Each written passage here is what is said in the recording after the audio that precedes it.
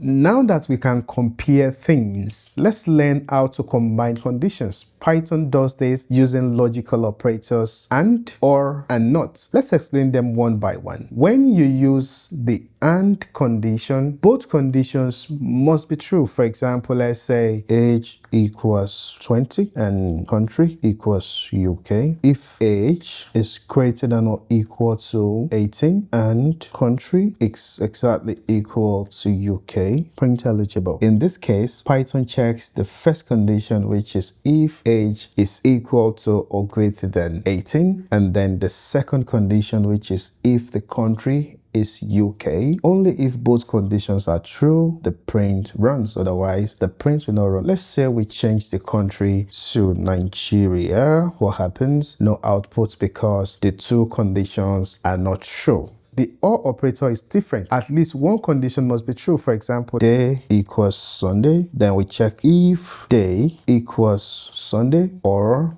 day equals Saturday, print weekend. So if we run this code, we have weekend because day it's Sunday. If we change the day to Saturday, for example, we're still going to get weekend. If we change the day to Monday, what happens? The code will not run because none of the condition is true. The not operator flips the meaning. For example, let's set if a user is logged in equals false by default. If not, then let's copy this. It's logged in, print please sign in. If we run this code, we get please sign in. Let me explain the not operator a little bit because it can be a bit crazy.